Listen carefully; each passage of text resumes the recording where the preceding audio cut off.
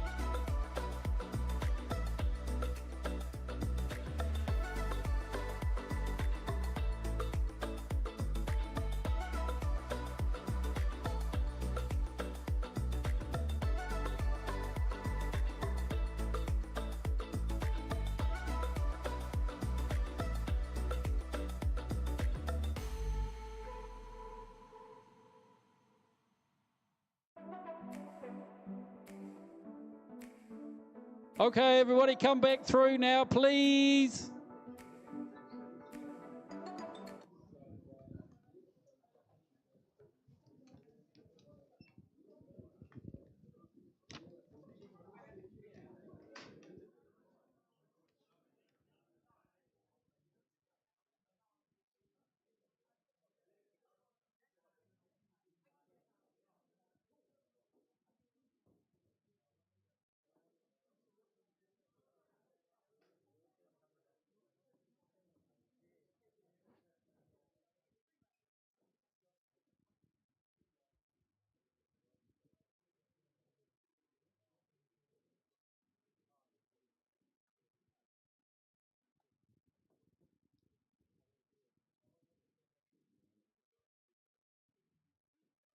Okay, welcome back, everybody.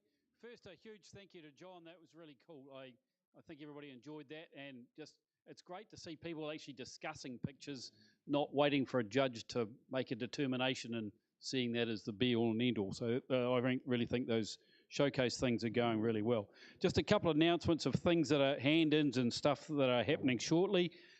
Next week, audio-visual. So bring a stick and give them to John, or can we transfer them, or whatever you like.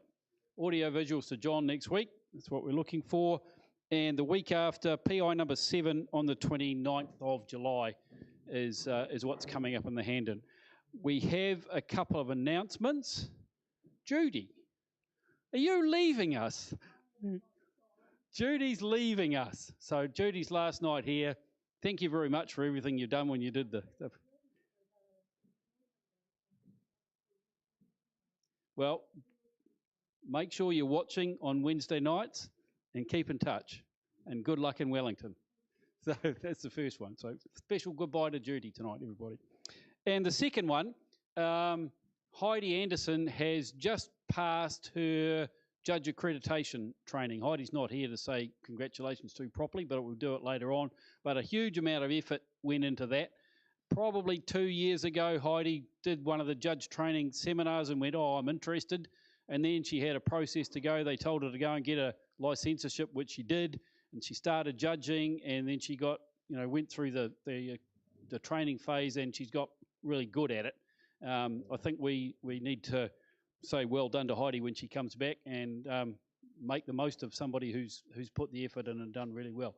If anybody else is even vaguely interested in having a go at judge training, talk to Heidi about what she got out of it. I think she'll tell you that she got heaps out of it. So she's not here, but maybe she's watching. If you are, congratulations, Heidi. Well done.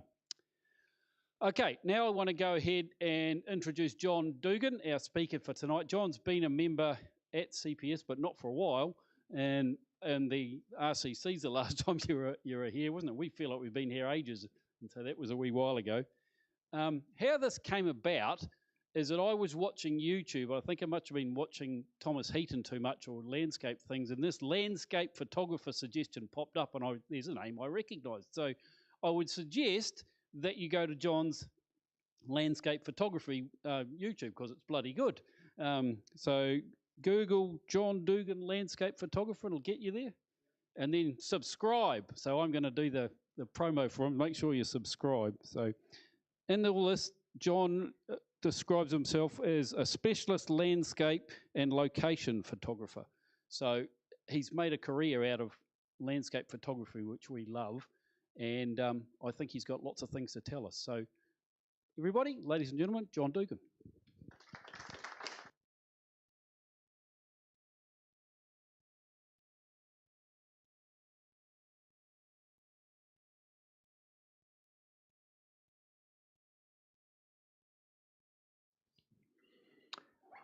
So tonight, I'm going to talk about panorama photography. Because although landscape's my specialty, panorama's become kind of a subspecialty. First of all, I should start off by describing or trying to define what a panorama is, because there's no real accepted definition. Although if you go on the Epson International Panoramic Photography website, which is the premier international panorama photography competition, they define it, a panorama has to be at least 2 by 1, which to my eye is not that panoramic, but that's the only definition I could really find. But when I talk about panoramas photographically, I'm really talking about images that are stitched together, because that's mainly how I do them. I stitch multiple images together to make panoramas. I thought I'd start off by going through a few of what I think of as seminal images, images you make that kind of change the way you photograph. So I started photographing panoramas back in the film days when you were scanning film, and then with the first digital cameras. So this image here was taken over 20 years ago, and it was taken with a 300mm telephoto lens, which I wouldn't normally think of using for a panorama, but it really worked because I needed to pull in that little tiny bit of the landscape to make this composition. And it was a bit of a revelation to me. I thought, wow, telephotos really can work. I also used a polarizer on this because when you're using that sort of length of lens, you do pick up quite a bit of atmospheric haze. And then this image here was taken actually in the middle of the day, walking up Beely Spur to a hut, and there was a storm rapidly coming in. It was a really terrible weather forecast. I don't know what we were thinking going up there. And we didn't really have time to stop, set up a tripod or anything. So I just quickly stopped, took 3 handheld images with the idea of stitching it together as a panorama, because that was the composition I saw. And the image ended up doing really well for me, both commercially and in competitions. It's been used on billboards, for marketing, for mutual finance for quite a few years. So that was a revelation too, that you can take panoramic images without all the paraphernalia of tripod stuff and panoramic heads, and you can do it on the run. And then probably this is about when I started switching to shooting panoramas nearly always in a vertical format, because I got a commission to do some work at the airport, making some murals for their air bridges, and this was the first one. And it was quite a long air bridge, needed to cover 30 or 40 meters. So I had the idea of going to the forest and photographing a complete 360 in one row. And it worked quite well. This was actually photographed in the rain with an umbrella over the camera, with the polarizer on as well to bring out the greens. And what happens when you do that 360 image is when you join up one end with the other, if you duplicate it, you get a seamless join. So I could repeat this for as long as I wanted to cover a really long hallway. So that was quite a revelation, and this led them to doing lots more air bridges after this one. And then this image here, which is done quite well in competitions, I wouldn't normally think of using a wide-angle lens. This is a 24mm lens on a full-frame camera, close to the subject, 5 images. I wouldn't normally think of doing that, but I didn't have any wider lens with me at the time, and I really wanted this, really in your face to pick up those roots and things. So I had the camera on a panoramic head, because when you're close to a subject, that's really the time you need to be careful about aligning the camera properly, and I'll cover that a bit later. So I had it on a panorama head like this, rotating around the optical center of the lens to get perfect alignment, and that also worked quite well. So I thought, okay, 24mm lenses, telephoto lenses, they all work for panoramas. So I'll just go through a few reasons why I shoot panoramas. One is resolution, because if I join together a whole lot of images, especially if they're shot vertically, you end up with an image that can be printed to mural or billboard size and really hold all the detail and information. And commercially, it's led to a bit of a specialty for me. And when you're working business, in any business, I guess, if you can develop something unique or something you specialize at, it's worth more. So I ended up specializing in high-resolution panoramas. So you can take panoramas just with the camera in the horizontal position, and it takes fewer shots, but because you're using the short side to get the height of the panorama, so this is a very high-res camera, I'm getting 6,300 pixels approximately on the horizontal side, but if I flip the camera around this way, I'm getting 9,500 pixels. So I get a much higher resolution image. Oh yes, and you might wonder, how do I put the figure in the scene if you're taking multiple images? How do I line up the figure?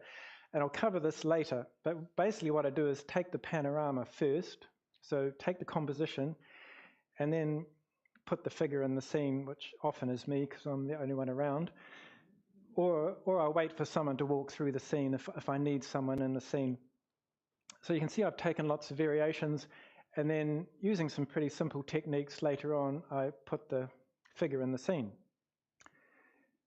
So back to this image here, and just talking about resolution, you can see the segments of images there that make up the composite, and then if you look at the full print, which is 2.4 meters high, shooting in that method means that I can print at about 60 dots per inch, which for a mural is plenty to not see any pixelation or to see all the detail as well. So that works pretty well. Another reason I shoot panoramas is composition. I was very interested to hear John talk about composition and all the discussion about composition, because I think about it all the time. And for me, a lot of images just suit the panorama format. For me, it speaks, big, wide open spaces. And in fact, it's probably how we often view landscapes. When you're out there with your peripheral vision as well, you tend to pick up a wide view. So when I think panoramas, I think, big, immersive, wide view. And that's the sort of composition I'm thinking about. So I don't shoot panoramas just for the sake of it. The composition has to work for the panorama. And I've started shooting a few with drones lately too. And actually this image here was shot on a trip overseas, taken with this drone here, which can actually fit in my pocket. So pretty amazing what you can do with drones now. And I'll cover drones a bit more later on, how I've been using those. And it's just the same technique. You rotate the camera using the drone by about 30% every time, and that gives the software plenty of room to stitch the panorama together. So just going through a few panoramas, the big, wide, expansive view, that's the sort of thing I'm looking at when I'm shooting a panorama. However, I am constantly thinking about composition and whether or not, in fact, an image, I'm just defaulting to shooting in panorama, and sometimes you have to remind yourself that actually often images do work better as cropped in images. So it's an ongoing discussion I always have with myself, but I do like the panoramic format and the big expansive immersive feel of it. And I suppose the third reason, looking back on it, it's been quite good for business for me because I've specialised. It's led to commissions and a lot of more specialised work.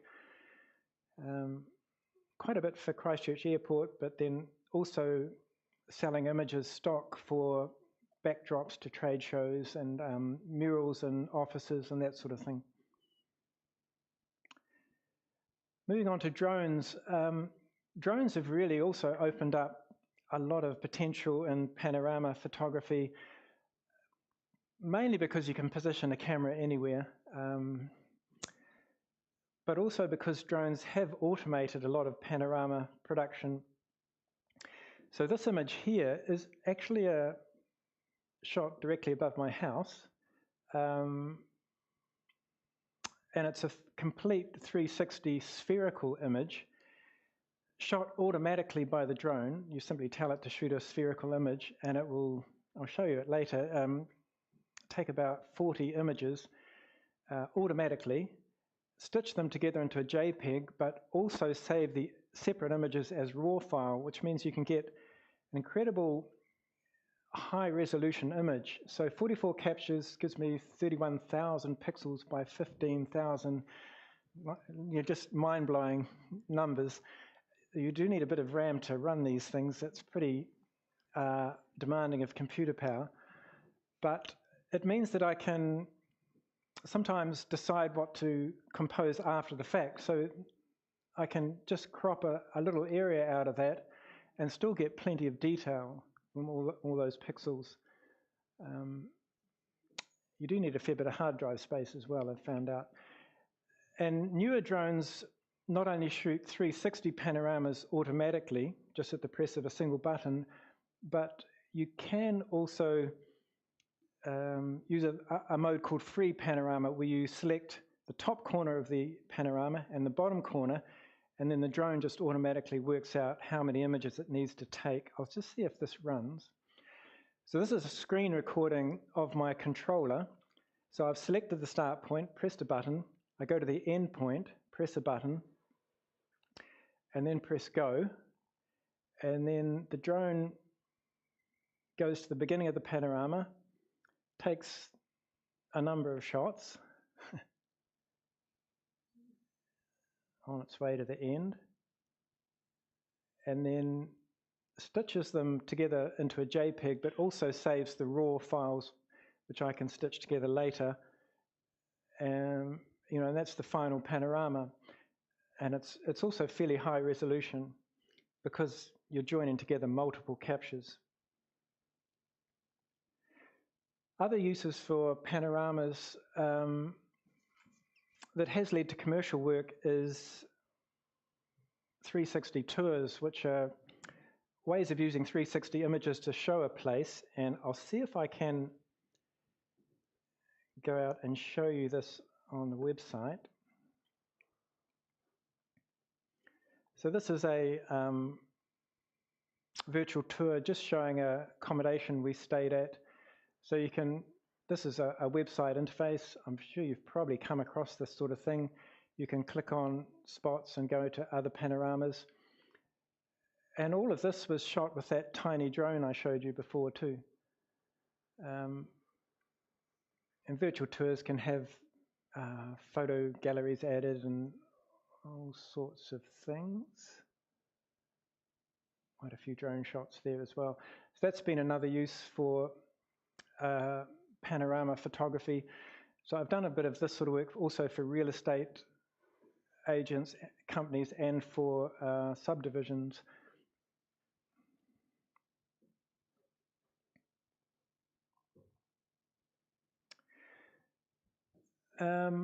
Getting creative with panoramas too. They don't have to be just straightforward shots. So the airport, I think ended up doing about 12 air bridges for them, and after a few, they started to get more challenging in their concepts. So for this farming mural, we actually joined together a number of panoramas, but they're joined at areas which you don't necessarily see, obviously. The end quarter there on the right is actually from a different part of the building, but it's stitched together in a way that it's fairly seamless. And then this winery shoot as well, they wanted a panorama running down the side, both sides of the air bridge, that made you feel as though you're walking down the vines. And you can't get that from taking a panorama from a single spot. So can anyone guess how it was actually done to make that panorama at the top? That is. Yeah, so it's not with a drone, it's with a fixed camera. What I actually had to do was put the camera on a tripod and stand in the middle of each row, take that segment, and then move myself along to the next one, take that segment, and then move myself along. And I'll just see if I can show you that. It'll be easy to have a look at the layered Photoshop file.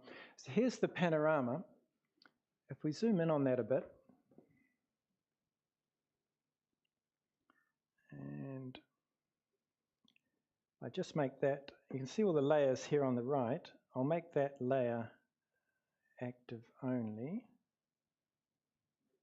Let's see, that one.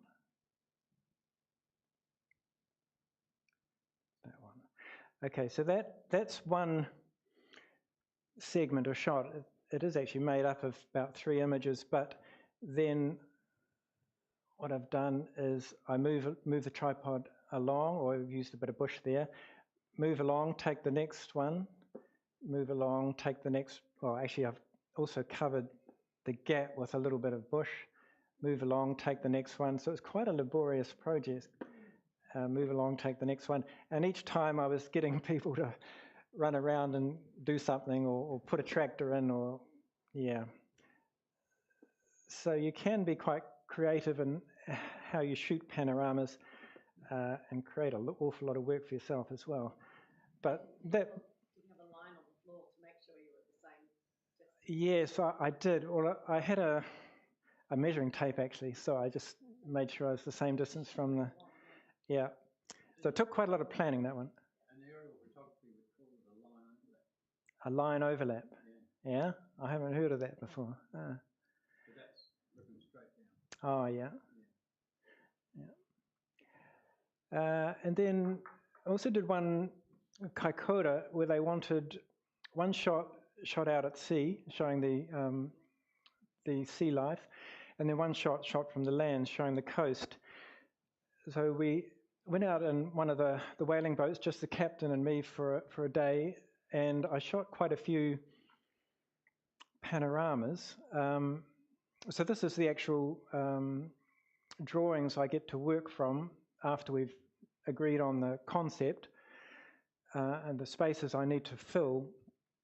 So that was quite challenging also because it all had to be handheld, shooting panoramas from a moving boat and trying to keep everything lined up was pretty challenging.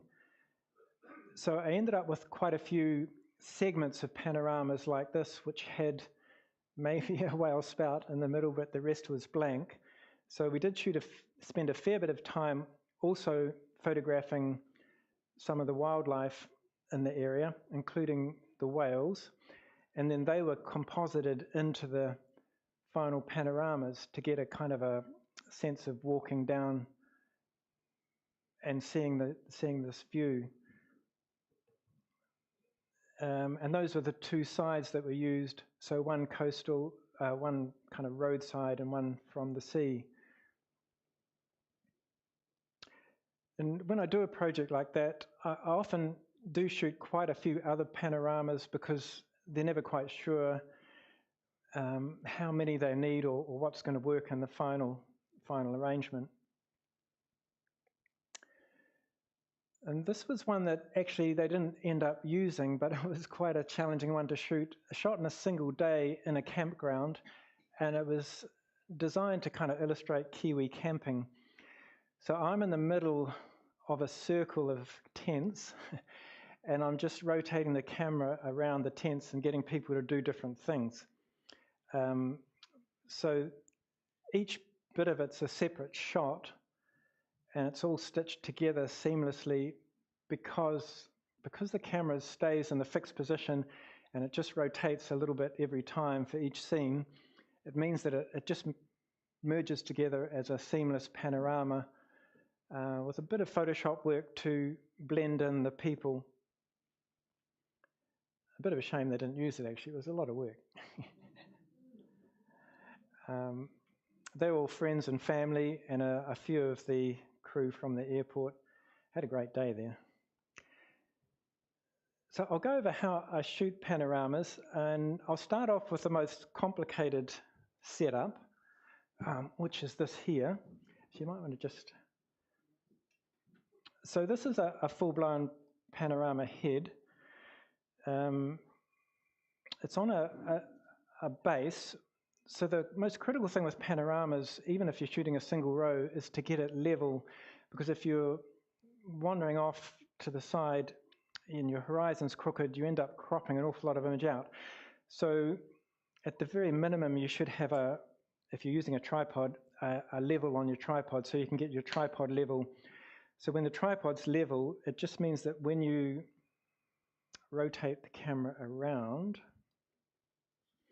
it stays on a level field. The next step up from a level on your tripod, because it's a little bit messy, adjusting the legs, especially if you're on a hillside, is you get a leveling base, which is this little bracket thing here, and that's got its own rotatable head and a level. So I can quickly level the head and then unscrew that, and it rotates around a flat surface. And then the next stage is these panoramic heads here allow you to move the camera forwards and backwards because, especially if you're doing architectural work, the camera needs to rotate around the nodal point of the lens, which is the optical center of the lens, because if you don't, by the way, this is only critical if you're very close to an object. It doesn't matter for landscapes. But if I was photographing architecture and photographing this room, I would use this. If I move the camera as I photograph each segment, you get a thing called parallax error, so the actual segments don't line up. What's slightly in the foreground gets out of alignment with what's in the background. So having this panoramic head and aligning the optical center, I won't go too far into this, but if you want to, you can find lots of how-to videos on how to find the optical center and how to set up these panoramic heads. Yeah, so it changes. So, for example, I've got a 35 to 150 lens, and I have different positions for 35, for 50, for 80, and for 150. So the optical center changes. So on here, I've got marks for different lenses. But I really only bother using this doing architectural work, or that tree I shot with a 24mm lens. If I didn't use something like this, and if I was a bit sloppy, the images wouldn't blend together very well. You see where they merge. And the other thing with this sort of panorama head is that it goes, I can do multi-row stitching. So I might start here, take 3, 4, 5 shots, and then move the camera, and then take another 3, and so on. And then the next level of complexity would be, I would just reduce down to 1 bar, and this would be, particularly if I'm backpacking, but I still want to carry a bit of gear, I would just have a single bar, which means I can still move the camera backwards and forwards over optical center. Not in, sometimes it's a little bit out of alignment that way, but yeah, pretty good. So if I'm shooting a tree, I could do a single row panorama and it would be pretty accurate, and that's only with a bar. But if I don't even want to take a bar, if I just take a tripod, well, I can still shoot panoramas, and most times they work out fine, especially if the subject is maybe 30 or 40 meters away, or you're shooting distant things. I often use a tripod anyway because if you're out in low light and you're shooting 1/15 of a second, it's pretty hard to handhold that and reliably get sharp images. So I often use a tripod anyway. And then the most simple level is just hand holding the camera. And I'll go through in a minute how I still keep a complete horizon level, just hand holding the camera. But I shoot lots of panoramas handheld. Works fine. The other thing I should cover is when you're shooting panoramas, everything should be in manual, because you don't want your exposure changing as you're moving the panorama. You don't want your focus changing. All of these things mean that the images won't line up very well. So manual focus, manual exposure, manual white balance, or if you're shooting raw, you can change that later.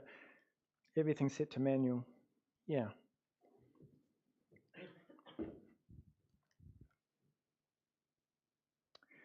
So I've covered that. Yeah, and 33% overlap is my rule of thumb. It seems to work for pretty much most software, copes very well with that. The only reason I would shoot more than 33% overlap is if you've got areas of low texture, like blank blue sky. If the software's got more image to overlap, like 50% or 80%, it seems to cope better. You have less blending errors. I also shoot from left to right. So mostly I shoot single row panoramas. I shoot from left to right because when you load them into your computer and they're viewed in a file browser, they just look like a normal, landscape. They line up and they're obviously a panorama.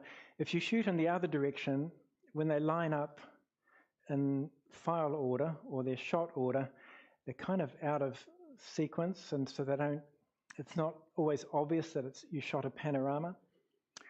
And I also use a grid screen, which is how I keep registration when I'm hand holding. So here's an example. I use the rule of thirds grid screen, and I'm using that point there to line up the far edge of the left of the frame as I move it along.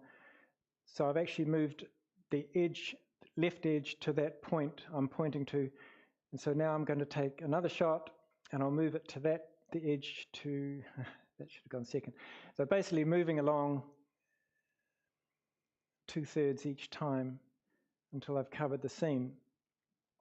And by having the grid screen on your viewfinder, then you're just noticing where that point is, and that's what you're lining up. So you can get quite an accurate overlap and keep it level, even if you're hand holding the camera. And you might wonder how I put the person in the shot, and I will cover this later. Actually, I've already mentioned it, haven't I? But so I tend to shoot a variety of shots and then decide which one to use later, and then I'll cover this, how I do this after the fact. But if you just fed this into Lightroom, these images here, so for software, I mainly use Lightroom because for 90% of the time it does a fantastic job and does it without much fuss, and it's pretty seamless. But for this image here, there's no way for me to tell it that I definitely want that figure in the scene. What it tends to do is, for some reason, take the figure out of the scene and just give you the blank scene, and there's no way to tell Lightroom that I want that figure in the scene. So what I generally have to do is go to Photoshop and put them in and mask it with a layer, but Lately I've been using a software called PT GUI, which is kind of the premier software for panoramas.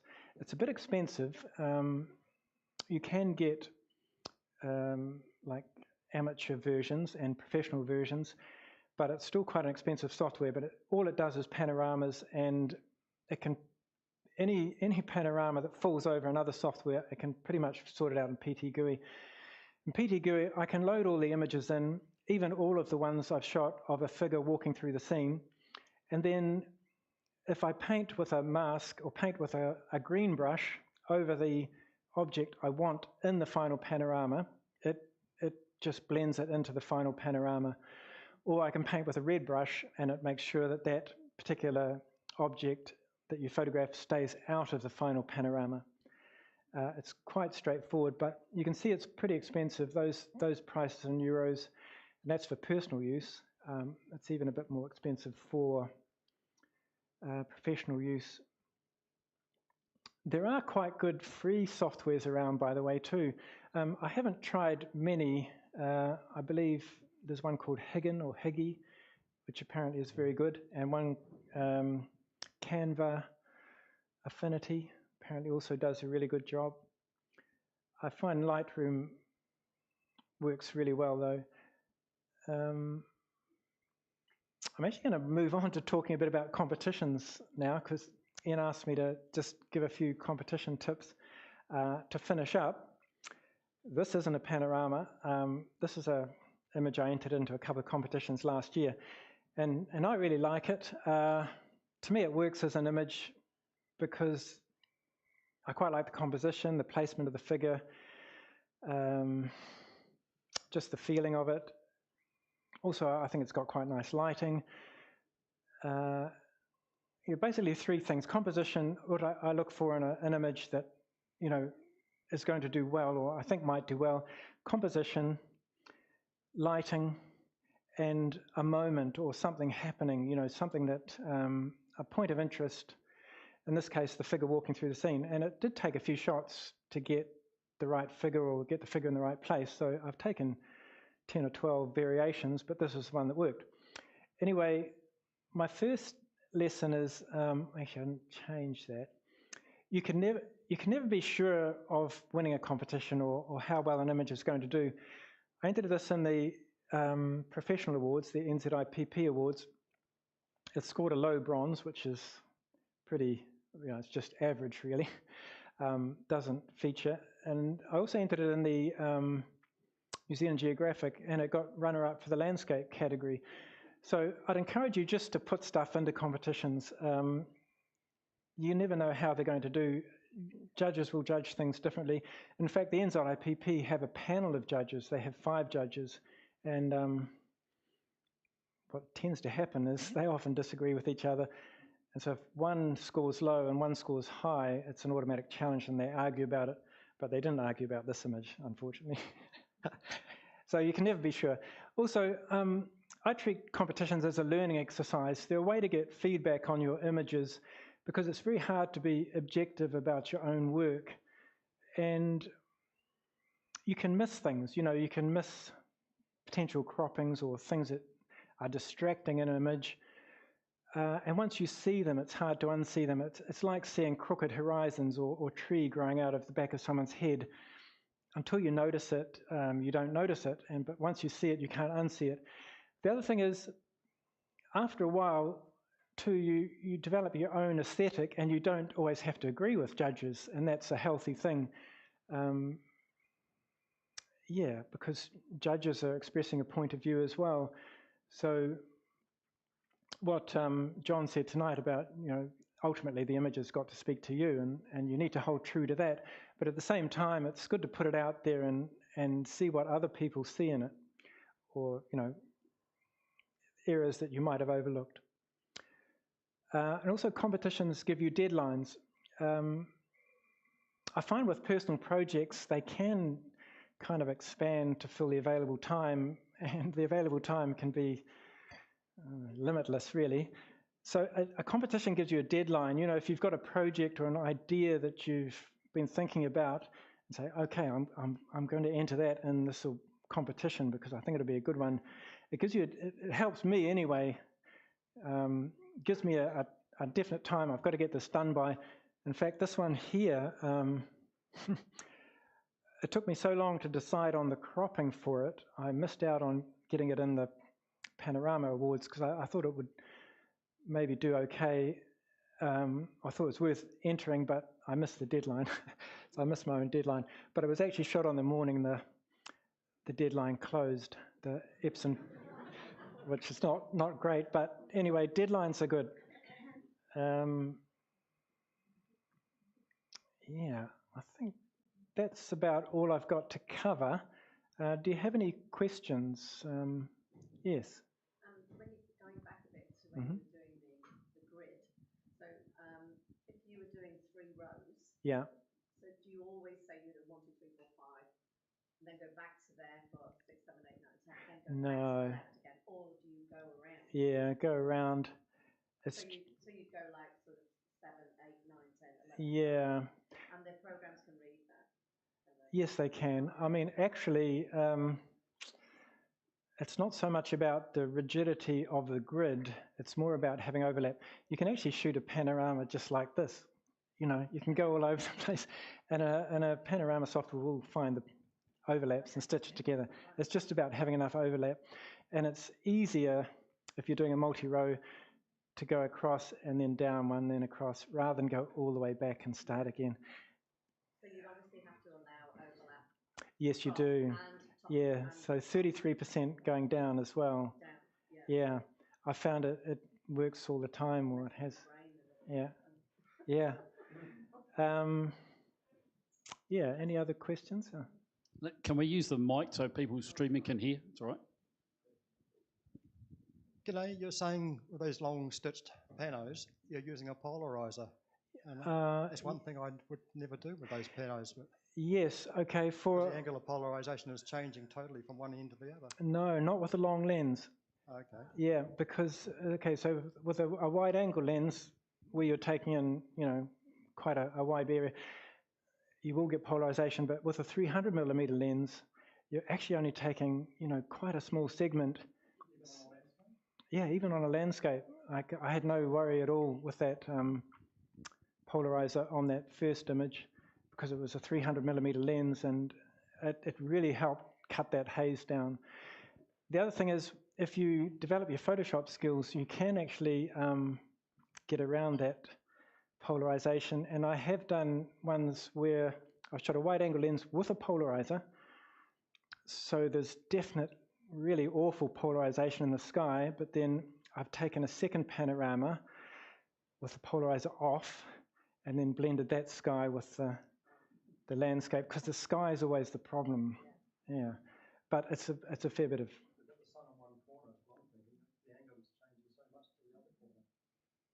If you're, yeah, I mean, yeah, I mean the normal rules of using a polarizer apply. Like you say, if it's fairly wide, then you're going to have problems. Yeah. Yeah, I mean, yeah, easier to leave it off for sure. But sometimes that, well, sometimes I find the polarizer is really helping the landscape. It's bringing those greens out, and I really want that. So I want that one, and then I shoot a separate one without polarizing the sky, if you can be bothered going to all the trouble. Yeah. I've got 2 questions. The first one is, how do you do a panorama with sheep? Because presumably they're all moving. Quickly. Right. Yes. It's actually the same as shooting the water. You do it quickly. Right. It's really tough shooting things like surf. I just make sure I'm really well set up, and I go as fast as I can, and I wait for waves to kind of settle a little bit. Having said that, you still often need a bit of Photoshop work. Even with the sheep, I had to be careful I don't get a double-headed sheep or something. It can happen easily. It can be quite embarrassing for commercial work. Yes. Yes. And the second thing is, could you tell us about your drone? Oh, yeah. So I've actually flown drones for a few years now.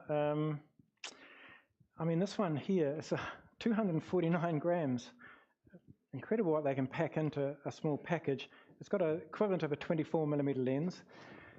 This is a drone I travel with because it's actually legal in Europe. They've really tightened up drone laws in Europe now, and so unless you're under 250 grams, you need a lot of certification and licensing. So these drones are still legal, and they're surprisingly good. Just a 24mm lens, and they shoot panoramas. I do have a bigger drone for local work that's got 3 lenses, and like this image here is shot on the bigger drone, a Mavic 4. It's just more resolution and more, but the drone's really amazing for panoramas. DJI, yeah. They seem to have the market pretty sewn up. You don't. In New Zealand, you don't need a license. There are rules and regulations, though, and you can get caught out. I do have a license. It's optional. It's called a Part 101 license, which gives me a few extra privileges, like I can fly slightly closer to the airport with a spotter, and I can fly in a few other situations. And it costs me about $500 every 2 years to sit a licensing test for that, but it's optional. You don't have to have a license. We're going to have, just out of interest, a drone flying and training session at the convention next year. So if you're really keen, you want to have a crack at it, come along. They are actually really easy to fly. I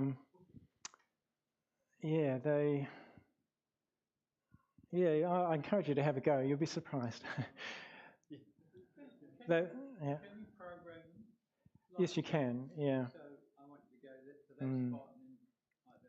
Yeah, it's called waypoint flying. So you can put in waypoints, tell it to stop, take a photo here or panorama, move to the next point, take a video on the way, stop there, and it's all programmed, which is all good. But I have found that GPS is, the system we use, is only accurate to within about 5 or 10 meters. So it doesn't always repeat the same course if you're wanting precision, but you can program them. I mean, these are quite easily programmed on a map on the screen. You just put in waypoints and tell the drone what to do at that particular waypoint. So it is possible. Yeah, John, you probably answered this question already, but these drones have their own cameras. You don't hook a Canon D1 underneath. No. Yeah, you can go that route, but you need deep pockets. Oh, right. And also there are more restrictions on the heavier drones. So these drones that I fly have cameras already with them. DJI actually purchased Hasselblad, the company, a few years ago.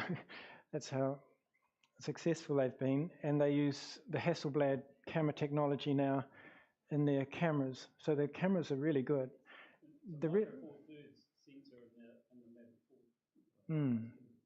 Yeah. Not as, they're still not quite with a full mirrorless camera, but yeah, I mean, the advantage of being able to position a camera anywhere, especially for commercial work, is quite an advantage. So, yeah. No, they're not.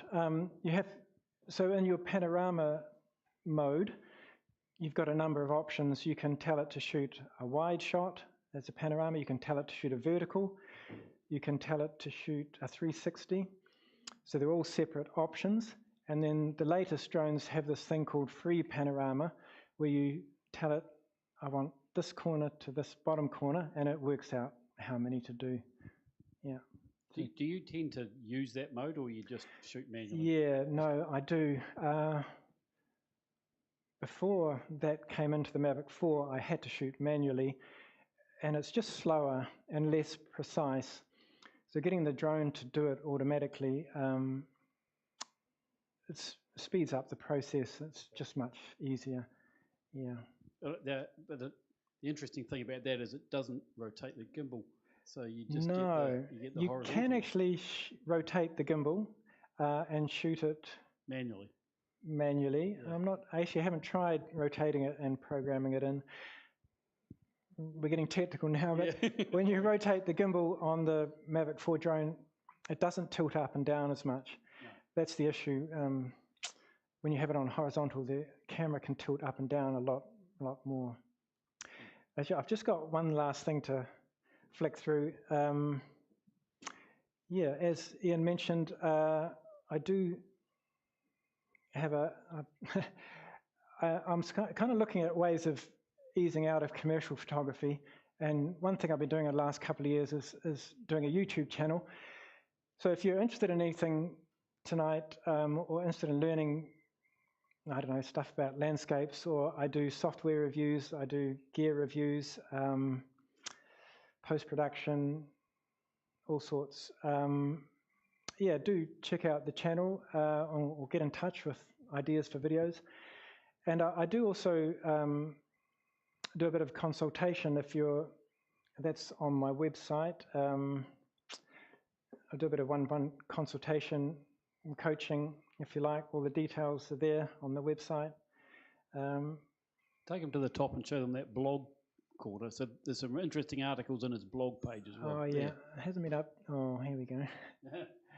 Yeah, not actually connected at the moment. So, yeah, so that's behind the scenes stuff if you want to check that out. And there are some cards up here which have links to the YouTube channel and the website. Thank you. Awesome, John. Thanks very much. Huge thank you for everybody else, and just take this with us as well. Oh, thank you. Thank you very much. Thanks very much. Just one more thing before we go. John mentioned a little bit in that about that he'd entered the NZIPP stuff. About 10 minutes before I came here, I got an email from Anne Worthy saying, help, we haven't got enough volunteers for the NZIPP IRIS stuff. So there was supposed to be somebody coming from somewhere else, and it's all turned to custard. So if anybody's interested, I'm going to send a big thing out tomorrow so we can reach it. Yeah, I know we've done it all. I know we've done it all. A couple of times, so, Yeah. Okay. Yeah, it's happened. Or maybe I can send it via you, but I don't mind, yeah. but it's just interesting. Obviously, they had students or something. They did have. That's what Anne said. That was supposed to happen and it fell through. So please help. Yeah. When is August? Yeah. Beginning of August, somewhere around the first part of August. Lots of people have been. It's sort of print handling and stuff for the judging. It's really good. The judging goes over about 2 or 3 days. Yeah. So.